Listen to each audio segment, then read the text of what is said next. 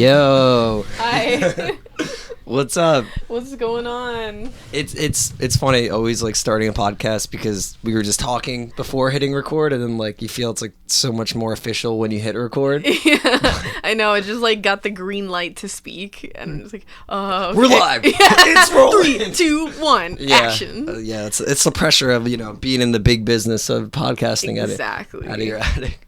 You've done some interviews with like Rutgers, right? You had one on YouTube. Yeah, that was really fun. I was friends with, I am friends with Brittany Gibson, who does the Targum, and Chloe Kaufman, and they had us on. It was really fun. That's pretty neat. They're also like my friends, so we were just like messing around. Yeah, and being it was funny. neat though. Like it was cool to see Targum doing stuff like that too. 'Cause to my knowledge, I hadn't seen them doing like a lot of that.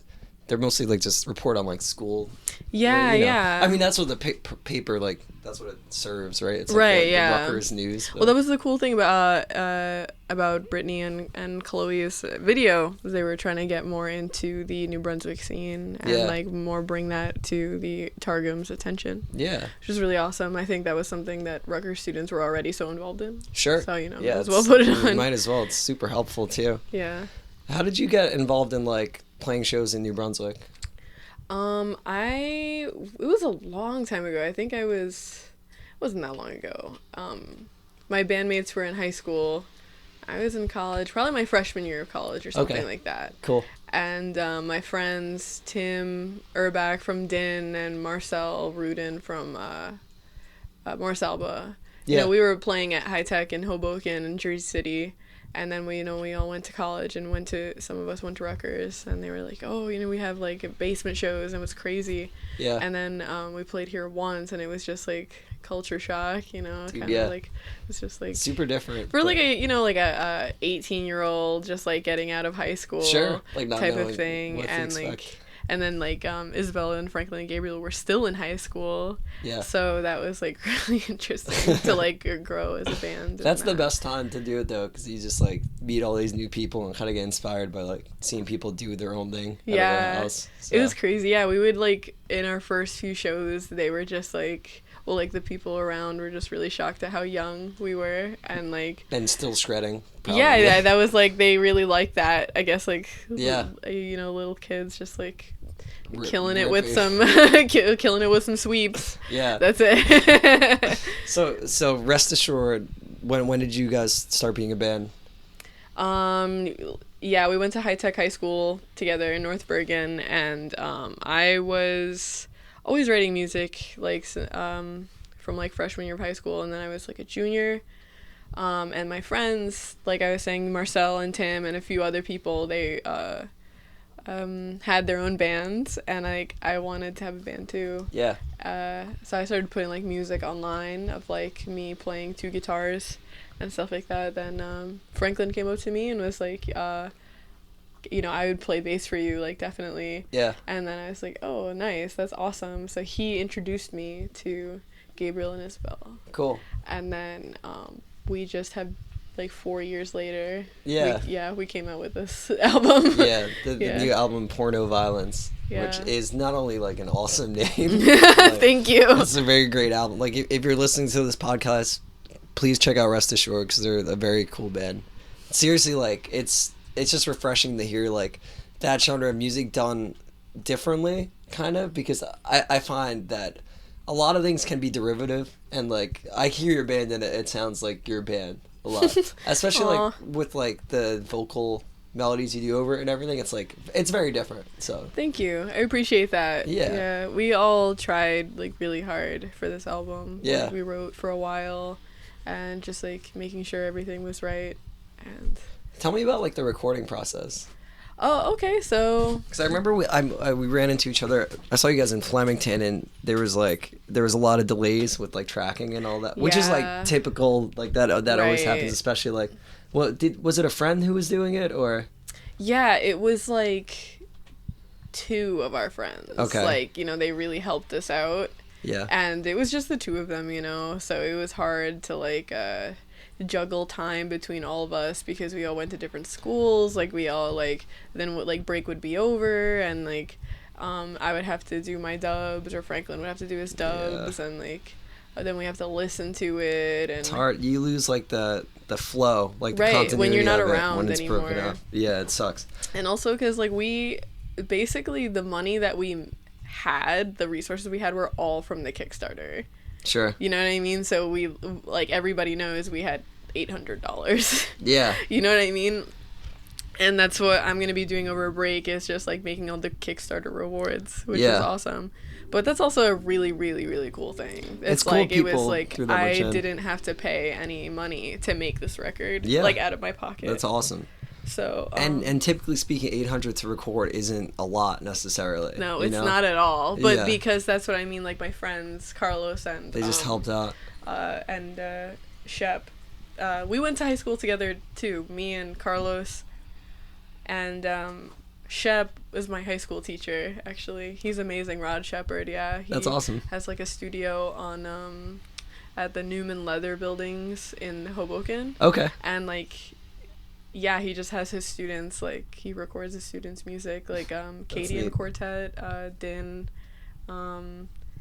like, a few other people from High Tech, but they play a lot in New Brunswick, so, yeah, that's really cool. That's really neat. Yeah, he's awesome. They're both awesome. Yeah. The one drawback of having friends do it is that it's, like, it's hard to keep it going. Like, I've had friends record bands and it's like, yeah, we'll get around to it. Like my roommate does recordings and he literally lives in the basement of this house, and it's just hard because we're always around each other, so it's like it's hard to actually say, all right, like, this is when we're doing it. Yeah. So how long was the span of your recording for? I think, how long did it take for us to record?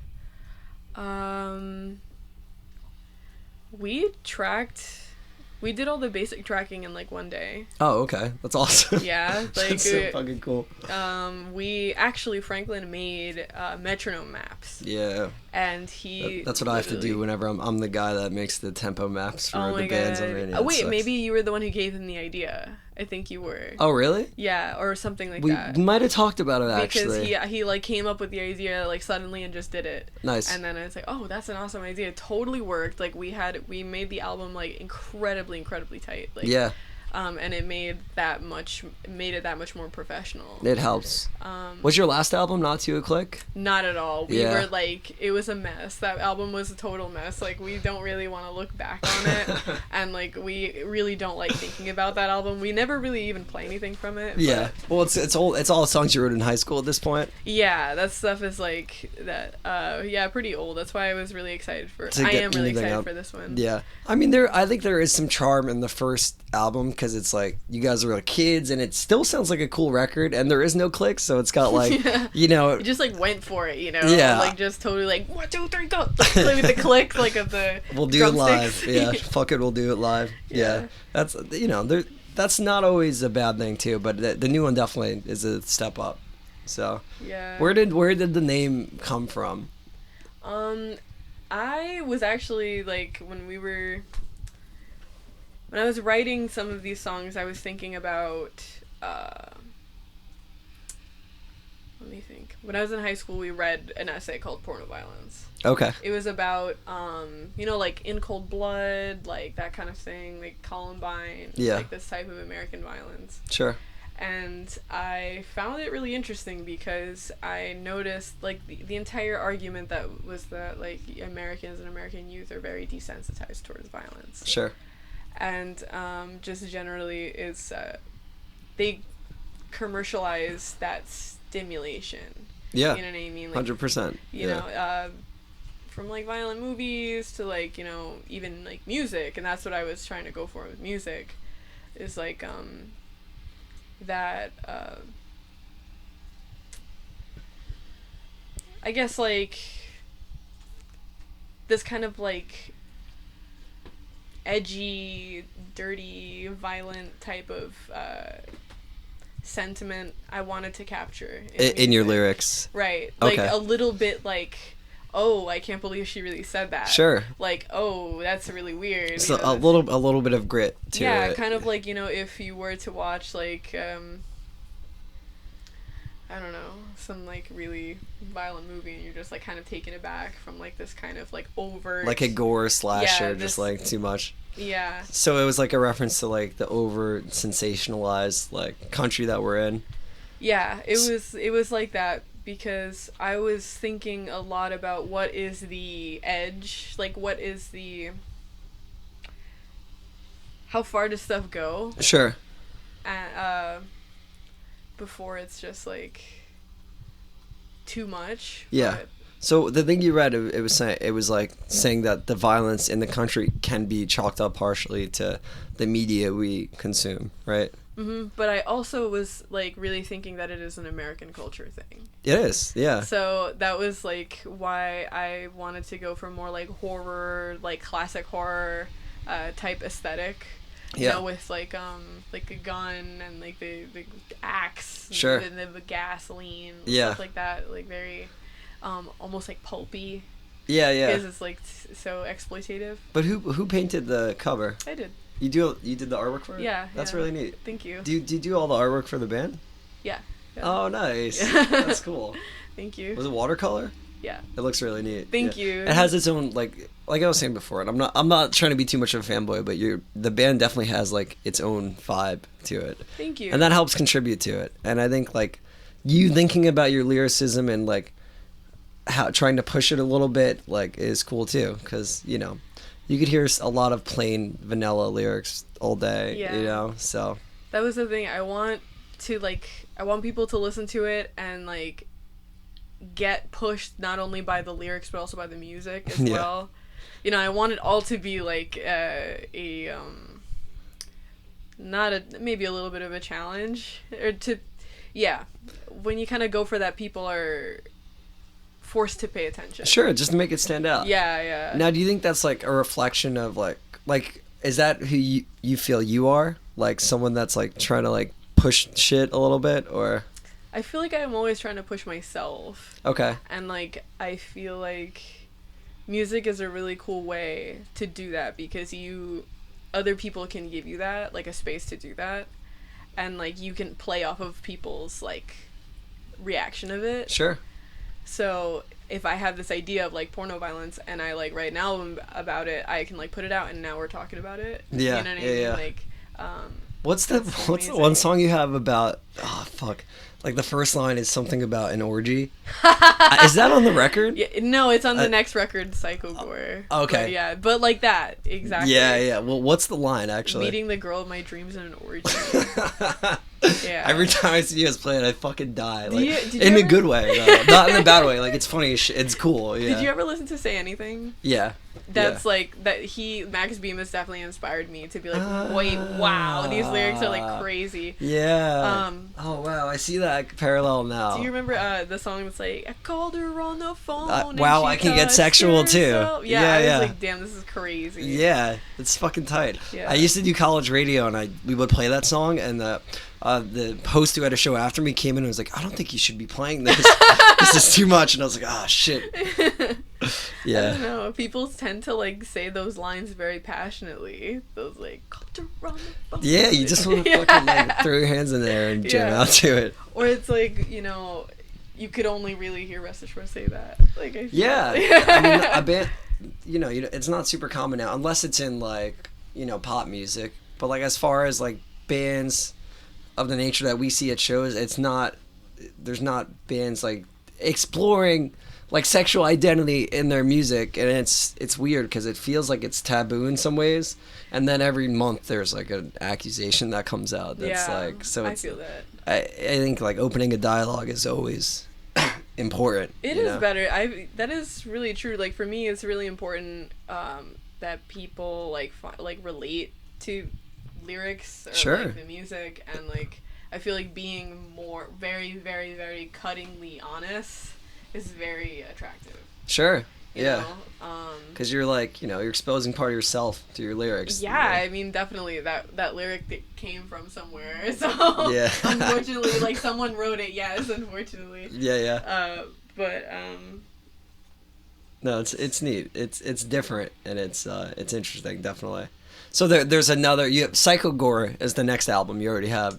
You're starting to write for. Yeah, we just put out Porno Violence last night. Yeah. And, like, I was dubbing for it. Like, I was doing some of my guitar stuff, like, last week, and I was just, like, listening to it, and I was talking to Carlos, and I really realized that I wanted to keep writing records, like, for the rest of my life. Yeah, of course. You know? Yeah. So I was like, okay, I bought an interface yesterday, and I already have, like, a lot of the songs written, but now I'm just, like, structuring it all out, and hopefully gonna record it at the end of January. Oh, wow. Yeah. That's really soon. I'm hoping. Yeah. I'm, like, scheduling, like, all this stuff, and, like, trying to get people on board and stuff. So were you, like, always the primary songwriter for the band? Yeah. Was it collaborative, like, as far as, like, people adding their own licks and, like, shit on top, or was it just, like... Well, I can tell how, like, the songs were written. So I would write a song, like, you know, the verse, chorus, like, melodies and licks or whatever. Yeah. And then I would bring it to... Yeah, just talk a little closer to the mic. Oh, sorry. No, it's all good. I would write the song and then bring it to them. We would sit down in someone's living room, maybe Isabel's dad's studio or her dad's living room or Franklin's living room. Yeah. And then just start writing parts with like, you know, Franklin and then Isabel and then Gabriel. Sure. We would just all do it together, like in the same room. Yeah.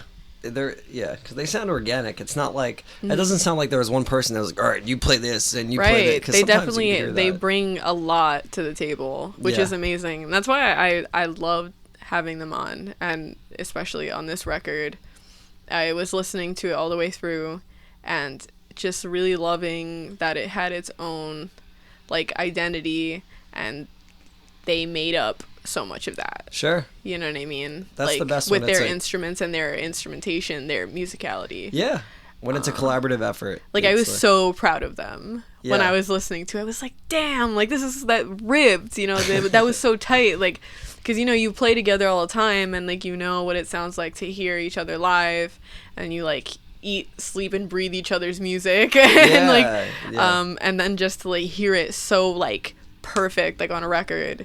I'm just like, you know, you really It's a nice high five, y'all. Yeah. So it is like the lineup of the band in limbo now, because I kind of got that vibe a little bit.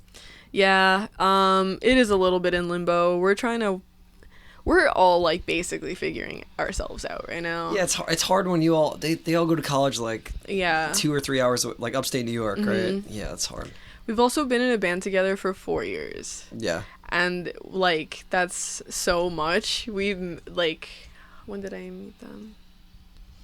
Yeah, like, we've been together for years, and, you know, it's hard for us to see each other, and, like, especially when, like, things come up, when we're, like, having fights, and like, we live so far away that it doesn't help, and then it sucks. We're fighting, and we can't even see each other until break. Yeah. And then, like, it just creates more tension. And then, like, the closer your bandmates are, like, the more time you spend together, the harder you fight.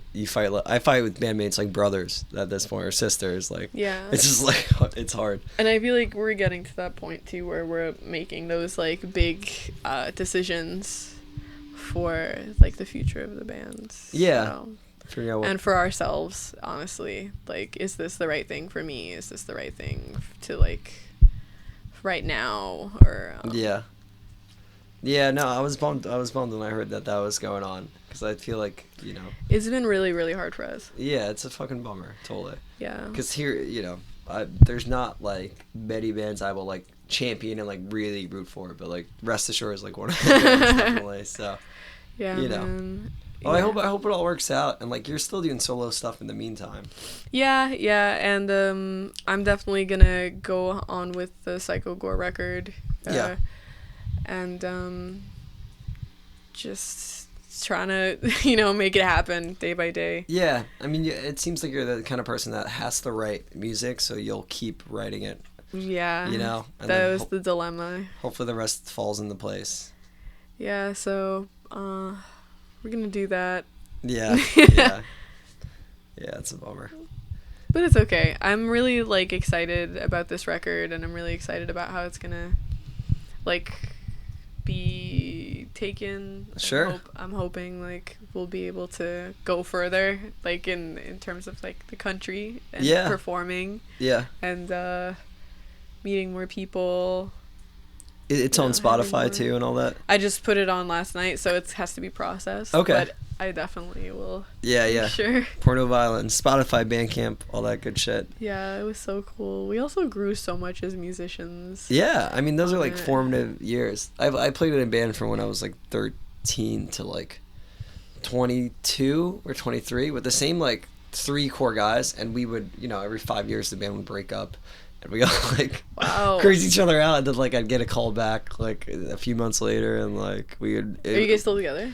No, one of the guys moved across the country at this point, but we're all still friends at this point. And like the band had its run, so like I don't think there was much more we would have done anyway. Mm. But it's just hard, Yeah. when you're like practicing like 3 times a week for 2 hours and always talking about like what the next move is and all that. Honestly, I started talking to my therapist about like band stuff. It's like a relationship. It is, yeah. Like being in a band is like not only being in a relationship with one person, but with 3 other people. Yeah. So. Yeah, well, it's because it's a personal thing to make music with someone too. And, and craft it together, and and spend a lot of time together. Yeah. Yeah. I wanted to ask about you'll sometimes speak Chinese in the songs. Japanese. Yeah. All right, because the opening track on what was the first album? Oh, Chinese opera. Yeah. That was funny. So you speak Japanese later in the song. Yeah, I speak Japanese on Chinese opera. Yeah. Yeah. What are you saying in the song? You ever watched Samurai Champloo? Yes. You know the ending theme Shikinota? Yeah. It's called The Song of Seasons, and it's just like it's just the lyrics from that, and I put it but I only did that live. So like I like doing that live because like people who would come would be like, hey, like you watch Samurai Champloo, and I'd be like, yeah, but I couldn't do it on the record because I didn't own that melody or those lyrics. But no, you screamed it on the record, right? Oh no, okay, yeah. That was original, that one that I did, but I thought you were talking about live. Okay, so you do a different one live. Just like me screaming about explosions. Nice. Yeah. So danger, emergency. Did you learn? Do you like know any Japanese really? Or? Oh yeah, absolutely. Really? In high school, I studied Japanese for 4 years. Wow. And when I was in junior year of high school, we went to Tokyo. Actually, we did an entire tour of Japan. Like we went from Tokyo to Kyoto, Nara, Fukuoka. That's really cool. Nagasaki, Hiroshima. Like we went everywhere. How long were you there for? Maybe like 2 weeks. So we were like in different cities, like all constantly. That's pretty heavy for a school trip too. Yeah. So then I fell in love with it, and when I went to college, and I took it for like 2 semesters, and then I went and lived in Tokyo for a summer. That's a great way to learn the language too, just like immerse yourself in it. Yeah, it was really, really fun. I loved it. So especially like I got to see Tricot there, who are like my legendary, like they're my idols, clearly, like more than my idols. Like I listen to their music like constantly to channel more of their energy in terms of like, math rock and like they're also fantastic. like feminine energy as well. Like they're my inspiration in terms of that too. Yeah. Just like being a girl in the space, and like also like doing like more what is it? Doing more like playing music, you mean, or like more like I guess ambitious, like hooks to the music. Okay. Like things that you're not really sure if people are gonna like go for. Yeah. But then sometimes they do. Yeah. Yeah. So I'm like, okay, like I want to do that too. They're neat. They're pretty like angular. I feel like their music can be, but like I like it. And they're 3-piece all girl band, right? Mhm. Yeah. They have a drummer. Like they get like dozens of people to drum for them. Sure. Like whoever can drummers, do it. Yeah. Yeah. How was it seeing them over there? It was amazing. Like first I saw them, I went to Utsunomiya, which is like 2 hours north of Tokyo. I was living in Tokyo, and I went on a Friday, and I took a 2-hour train ride up by myself to go see them, because like I couldn't see them any other time. Like, I was gonna leave Japan soon. Sure. And I was like, this is my only time I can see them, and I went, and it was incredible. Like, the cool thing was that it was very, like, DIY like yeah. It was like they weren't like rock, like total rock stars yet.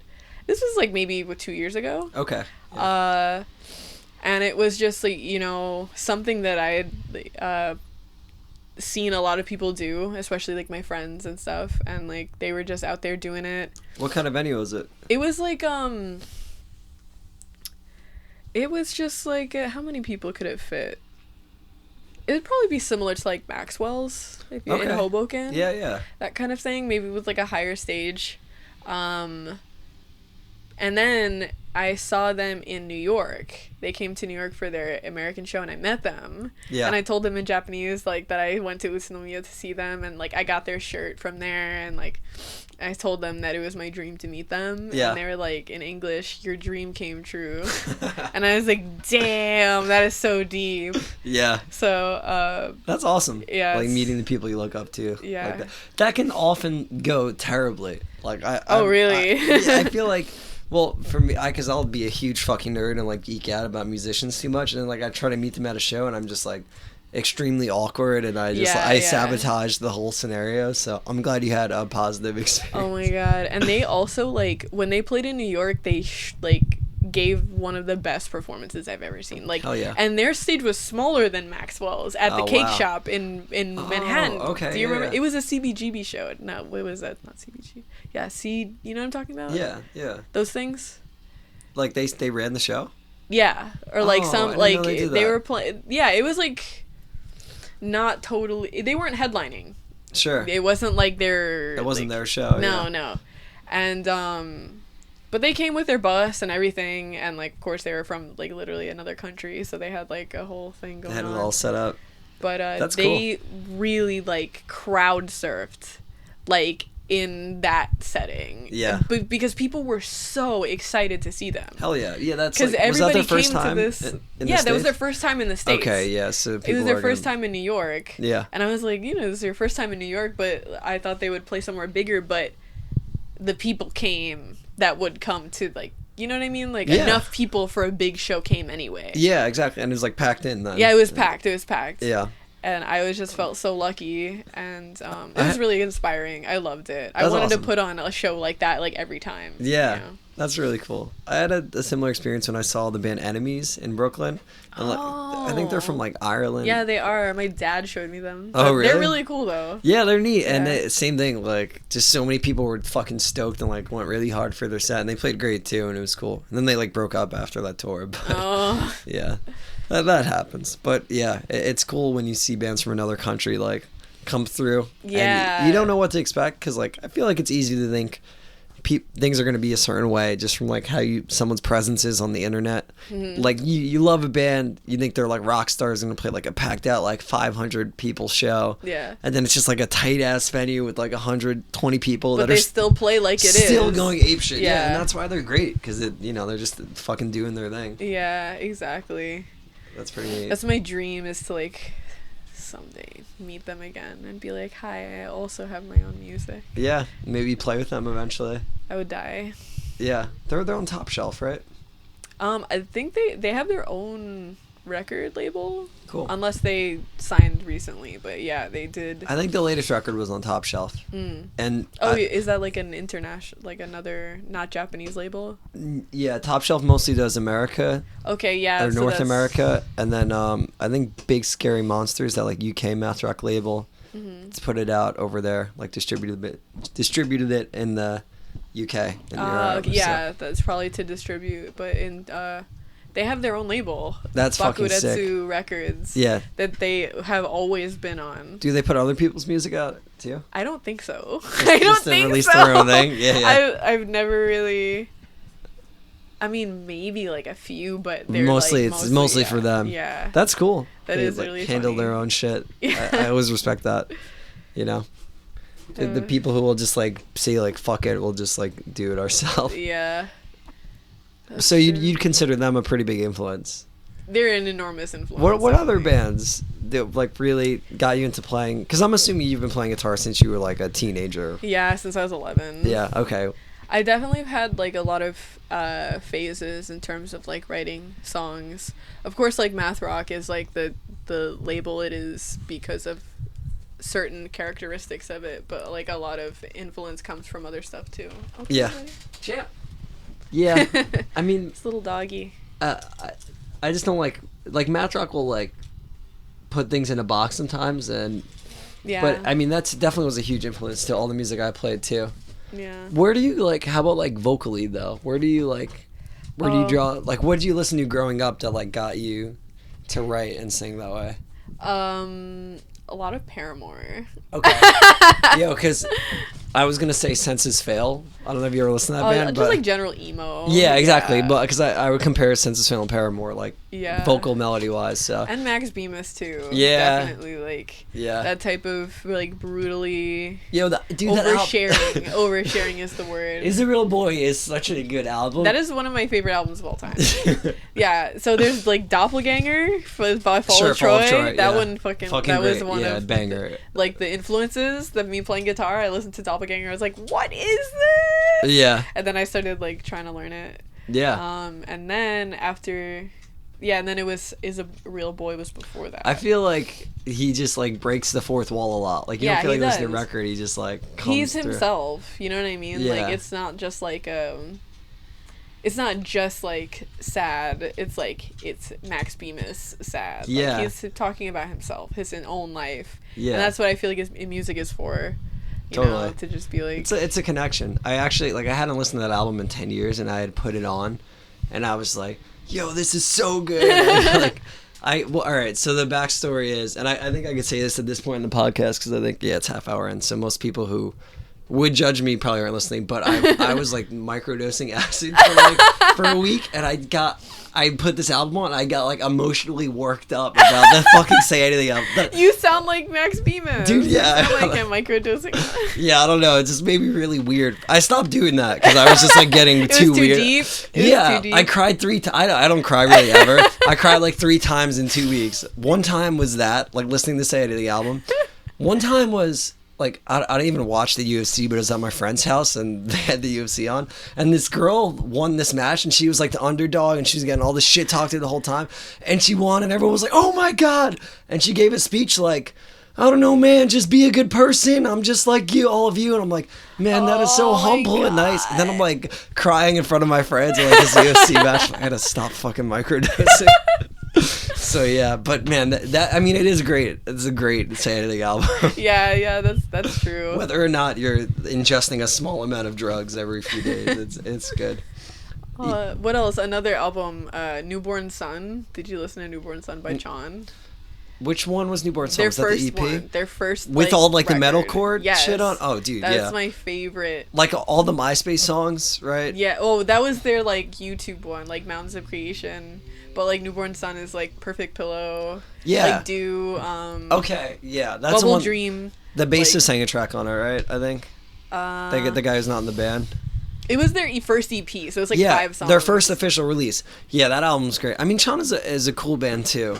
Yeah. I was a fan a little more when they had like when it was a little more like hardcore. Yeah, me too. That's why it's my favorite one. Yeah, Newborn Sun is that like metalcore like type one. Yeah, it just bangs a little harder. You know, you want to like rock out to it. Yeah. The new stuff is still great. It's just like it's a little too much like chill jazz chords for me all the time. Stonery. Yeah. They sound like a cocktail band sometimes, like a good cocktail band, but like, you know, I want to hear heavy shit sometimes and shit with energy. But it's cool. It like introduced me to that though. Like that album, I was just like, oh damn, like you could actually like riff and it actually like slam. And it'd be melodic. In terms of like with melodic and also like really hit in terms of rhythms. Because up until that point, metal and metalcore and all of that was all becoming the same thing. And I can't even shit on Chon too much because they were like pioneers of a new sound that influenced so many people. Yeah. You know, so definitely like a really important band, and they're fucking young, right? They're probably really Are they young. your age or like even a little younger?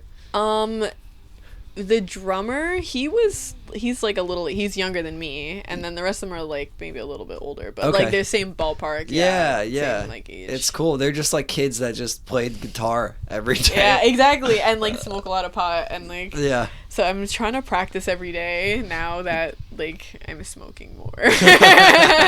So I'm like, I don't want to like start sucking just because I smoke pot so much. Yeah. No, I mean, as long as you could like be proactive with making shit, and as long as you can commit to an idea, because sometimes I find if I'm like too high all the time, I'll write like too many parts for a song or something, and then it's like I overwrote something or it doesn't flow the right way. Yeah. So as long as you can like step back, I guess. Yeah, it's also interesting because like with math rock, I guess like writing the next album like Psycho Gore, I'm thinking like, do I have to keep getting more progressive to like you know? I mean, I guess it's like more of a artistic or like musical choice, but porno violence is still, from what I only heard it the first time yesterday, but it's still accessible. Yeah, absolutely. It's still melodic. You can still like sing along and like bob your head. It's not like, you know, every measure is a different time signature, and it's of course, like can't.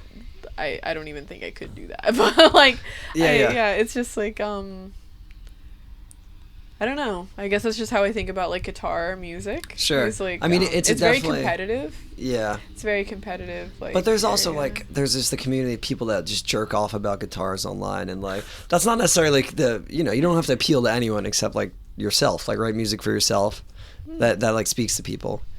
In my opinion, no hate to the guitar jerk off community. The internet's just full of nerds, and I guess I'm one of them too. But I think that as long as you're just making stuff that you like and you think the songs are good, like just treat it like you're like a songwriter. Just do your thing, you know? Yeah, that's true. Yeah.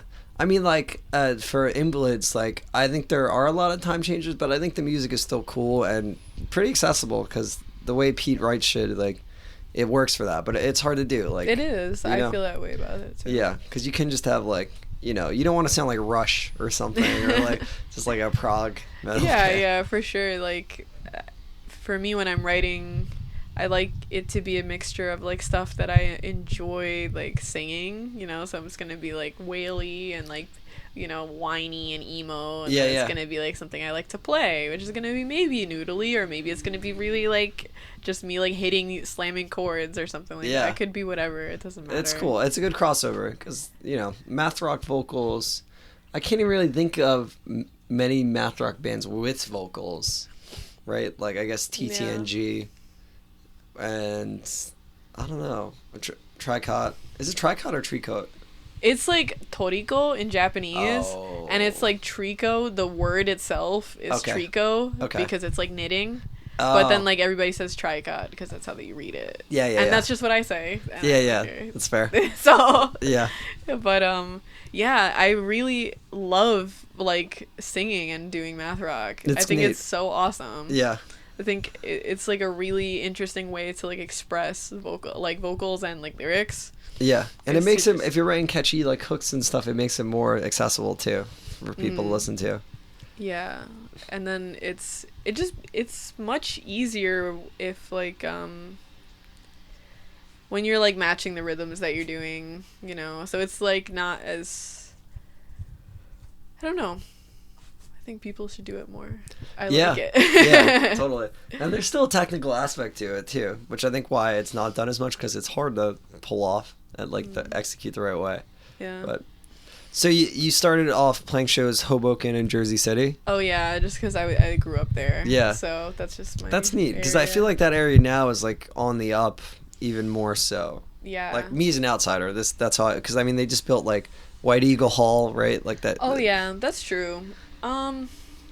Are there less venues though? Like there's like not really a great like place for Jersey City like Hoboken music. I think that's like a smaller size because White Eagle Hall is probably like 700 cap like, or something. Do you know like Attila? They're like coming to play. Oh really? Yeah. Oh, that's fucking gross. It's disgusting. Yeah, but I mean it's a big place, so that kind of makes sense, I guess. Yeah, so it's like that kind of stuff. And it's not really those aren't really cities where house shows are easy to make happen. Absolutely not. No, yeah. It's way too tightly packed. It's packed in. And it's not like there just isn't really that kind of that like solid venue, one place for people to go. And I started volunteering actually at Jack's, Jersey City Art Exchange. Okay. Which is it's like kind of like it's like an after school place, like, but it's basically like a storefront in Monticello, in Jersey City in Greenville. Yeah. And Tim They'll do shows there? Yeah, Tim Urbach and I have been like playing shows there for a while, and he actually kind of helped found it. That's really neat. So it's like an after school program for like the kids around for like music lessons for them. Yeah. And then like we put on performances. So like Rest Ashore's played, and like Dennis played. For just the students or like for people? For everybody. That's cool. Yeah, just like at night on like a Saturday. Yeah. And so my plan is to kind of bring that more into the scene, like bring more other bands from other places there to draw more people. Sure. And make it more regular. Yeah. You know, because I wasn't involved yet, but in the summer they were doing it a lot, and we played a couple of times. I think to build a place up to consistency is important. Absolutely. You got to just like, keep doing for it. For people to be like, okay, tonight is Friday, let's go to Jack's. Let's check out what's going on there. Yeah. There is one other place in Jersey City that's like a radio station's like does shows out of there. Oh, I'm not sure. I forget what it's called. I saw Gates there. They're like a Jersey like post rock band, but they had like Laura Stevenson played there. And I love Laura Stevenson. Yeah, when I was like a kid, that was one of the first like concerts I went to, was a Laura Stevenson show. Hell yeah. And I was like, damn. In New York? Crazy. Yeah. Yeah, cool. It's great. Yeah, I think one of the first times I saw her was at the Lanes, Asbury Lanes, but I was thinking for you probably New York would be closer. Yeah. That was cool. And you play in Brooklyn a bit too, right? Yeah, we played we played a bunch of times. You guys play with Palm a lot too in upstate New York, right? We were supposed to play with Palm once, and they couldn't. Their car broke down in Lancaster. Or oh man! Or like Pittsburgh, I forgot. Okay. Like on their way to Ithaca. Yeah. And it was so sad, but it was still awesome. Like I love playing Cornell. It was at Cornell. Oh, cool. I love going up there so much. Doesn't the bassist like help book shows in Ithaca? Gabriel, yeah. Yeah. Okay, cool. Because I was speaking to him about that. He lives in the house that they put on shows like in his basement, but it's awesome because they have like these mansions, like they live in these mansions, really and nice they're called like there. they're co-ops. Yeah. And they just will have like 100 people in the basement, like of the like, super nice historic house. They drink and like they pay dues to get like free beer at parties. Yeah. It's crazy. It's like such a utopia. Yeah, that's really neat. Yeah, that was cool. That would have been so awesome, but I think we'll play with them again sometime. Yeah. And you did a solo show with Avlov recently too, right? Did that happen? Oh no, we couldn't because some stuff came up. Oh man. Yeah. Yeah. Well, at least you're gonna hit up to like play cool shows like that. Yeah, that's definitely why I'm trying to like actually get really into the game, and like I bought this interface. I'm trying to like actually start playing a lot more. Sure. Is the plan to track the new album like yourself, or just demos? Do you mean like me record it like in a studio or like? Yeah. Yeah, I'm gonna do that. Oh, okay. Yeah. So you got an interface just to like lay some shit down? Oh no, like for me to like write the structure of the song. Yeah. And then like show it to band members or bandmates. And yeah. be like, this is what I'm doing. So like, what do you want to do? Yeah. Yeah, that's usually how it goes. Especially when if you're further apart from people, that's an easier way to do it too. You can like lay shit down and send it out. Mm-hmm. That's the big way that we do that. Like I have a SoundCloud, and I'm always like posting every single time I wrote a song. I put it on there, but it's mostly to just be like to show them. Sure. What something that I wrote, and then they can like figure out stuff on top of it. Yeah. Which is really awesome. Totally. We made it work for a really long time. So. Yeah. For sure. I'm sure it'll start working. Yeah. Yep. Oh man, is there anything else you wanted to cover? Like talk about? Oh no, I'm good. It's been a really big pleasure though. Yeah. I really like it. He's eating something. Yeah, he's a fucking. There's a dog in the room just to break the fourth wall, and he's been licking and eating all the garbage. Oh. He just likes attention though. All right, cool. Well, thanks for coming by. Yeah, thanks thank you for so doing much. this. Yeah, check out Rest Ashore's new album, Porno Violence, and check him out on Spotify and Bandcamp. It's very good stuff.